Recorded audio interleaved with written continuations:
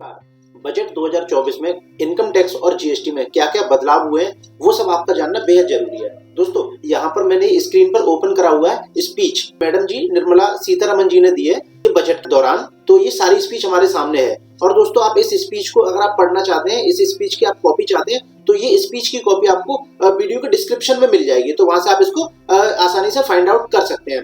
तो देखिए दोस्तों, सबसे पहले आपका जानना ये जरूरी है कि ये जो बजट था ये इंटरिम बजट था, ये इंटरिम बजट 2024-25 था। दोस्तों इंटरिम बजट क्या होता है? दोस्तों इंटरिम बजट ये होता है कि जब हमारी गवर्नमेंट जब चेंज होनी होती है, जैसे कि आप जानते हैं कि 2024 में इलेक्शन होने वाले हैं और यहाँ पे हमारी नई गवर्नमेंट को जो है इलेक्ट किया जाएगा। तो जब हमारी ये गवर्नमेंट न्यू गवर्नमेंट फॉर्म हो जाएगी उसके बाद हमारा फाइनल बजट आएगा जो कि जुलाई में आएगा। अभी इसको इंटरिम बजट बोलते हैं, ये सरकार लास्ट बजट होता है इसलिए इस बजट को इंटरिम बजट का नाम देते हैं।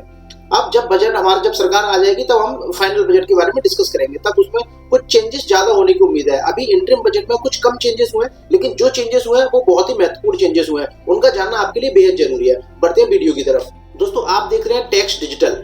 यहाँ पर दोस्तों आपको मिलती है फाइनेंस और टैक्सेशन से जुड़ी हुई सारी जानकारियां। तो दोस्तों चैनल को सब्सक्राइब कर लीजिए ताकि आगे भी आपको इंपोर्टेंट जानकारियां मिस ना हो और आपको इजीली मिल सके। दोस्तों इंटरिम बजट में ये स्पीच जो है ये 1 फरवरी 2024 यानी कि आज जो गवर्नमेंट ने जो हमारे वित्त मंत्री निर्मला सीतारमण जी हैं उन्होंने अनाउंस किया है और इसका सारा कंटेंट यहाँ पे आप इजीली पढ़ सकते हैं।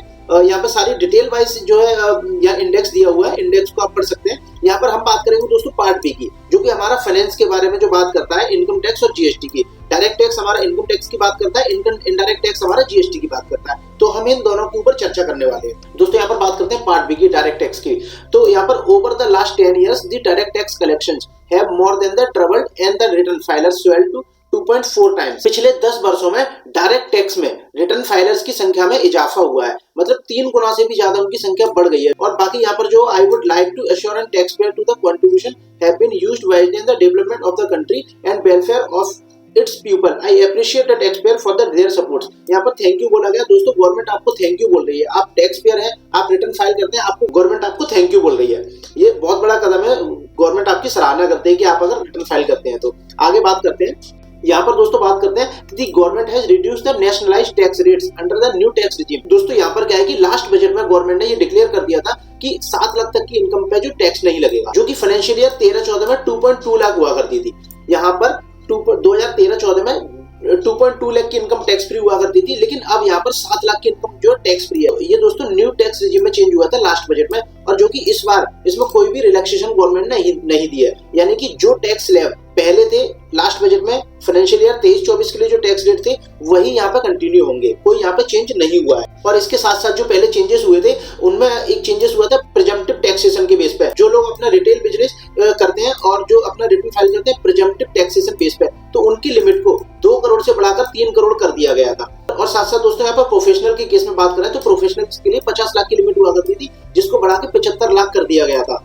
एंड इसके साथ साथ जो कॉर्पोरेट टैक्स था उसकी जो रेट थी उसको 30% थी, जिसको डिक्रीज करके 22% पर ला दिया गया था फॉर एग्जिस्टिंग डोमेस्टिक कंपनीज, और 15% for certain new manufacturing companies. New manufacturing companies के लिए 15% और एग्जिस्टिंग डोमेस्टिक कंपनीज के लिए 30% से लेके यहाँ पर 22% पर ला दिया गया था। तो ये चेंजेस दोस्तों लास्ट बजट में हुए थे और यहाँ पर इनको स्टेबल रखा गया है। तो आप एक चीज ध्यान रख लीजिए कि मतलब 2023 के जो बजट में जो चेंजेस हुए थे वही चेंजेस यहाँ पे भी फॉलो हो रहे हैं, कोई नया चेंज नहीं हुआ है। और साथ साथ यहाँ पर बात की जा रही है कि लास्ट 5 years में our focus has been to improve tax payer service. यहाँ पर टैक्स पेयर की जो सर्विस है उनको इम्प्रूव किया जा रहा है।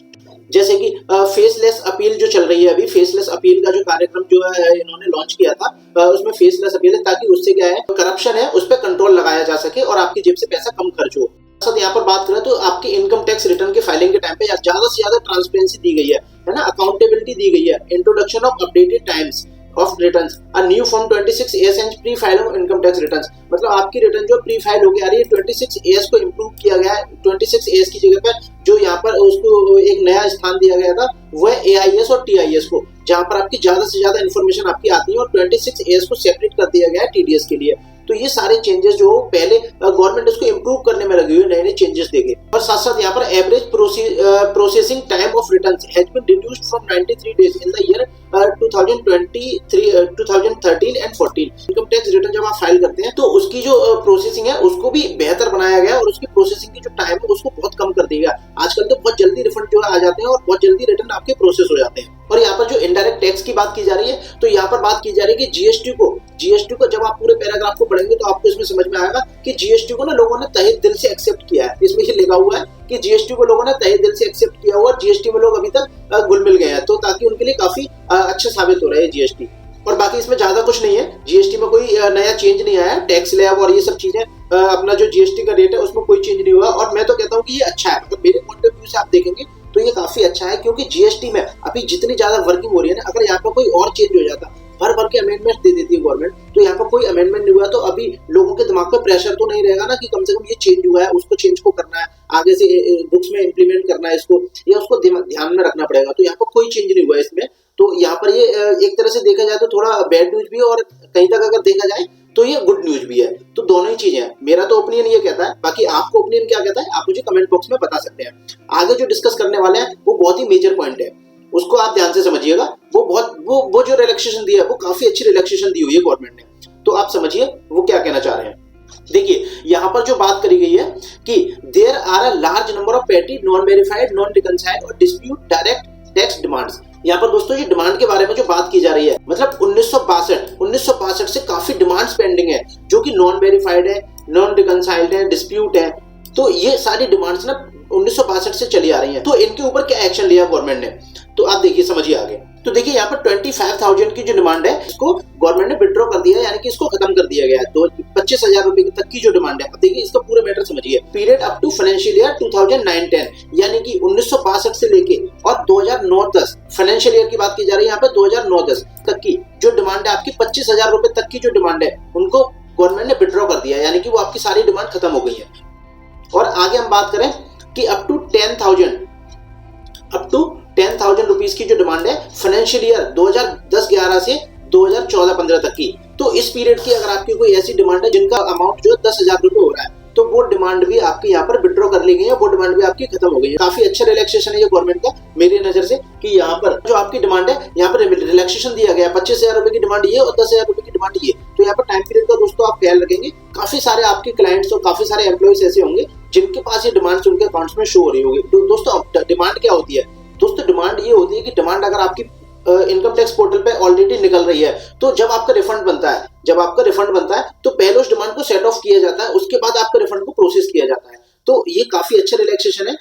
इसमें लोगों को पूरा पैसा जो रिफंड अब बनेगा उसको पूरा पैसा मिलेगा, और यहाँ पर पुरानी डिमांड की वजह से जो रिटर्न प्रोसेस नहीं हो पाते हैं वो रिटर्न भी जल्दी से प्रोसेस हो पाएंगे। और ये बोल रहे हैं कि this is expected to benefit about 1 crore tax payers. यहाँ पर ये बात कर रहे हैं कि लगभग 1 करोड़ टैक्स पेयर्स इसका बेनिफिट उठाएंगे। 1 करोड़ बहुत बड़ी आबादी की बात की जा रही है यहाँ पर दोस्तों। 1 करोड़ टैक्स पेयर यहाँ पे इसका बेनिफिट उठाएंगे। तो दोस्तों अगर मैं इस बजट को ओवरऑल देखूं तो ये बजट ज्यादा अच्छा भी नहीं है और ज्यादा बुरा भी नहीं कह सकते हैं, क्योंकि कुछ रिलैक्सेशंस जो गवर्नमेंट ने ये डिमांड जैसे कि डिमांड है और ये सब जो रिलैक्सेशन दी है ये काफी अच्छी है मेरे हिसाब से। बाकी कुछ रिलैक्सेशन तो नहीं दिया। लोगों को बड़ी उम्मीद थी, लोगों को जैसे कि उम्मीद थी कि अगर आपका जो आपकी जो डिडक्शंस होती है यहाँ पर डिडक्शन की लिमिट को बढ़ाया जाएगा, जैसे कि 80C, 80D इनकी लिमिट को बढ़ाया जाएगा। भले ही गवर्नमेंट यहाँ पे टैक्स स्लैब में कोई बदलाव ना करे, लेकिन यहाँ पे डिडक्शन की लिमिट को बढ़ाया जाएगा।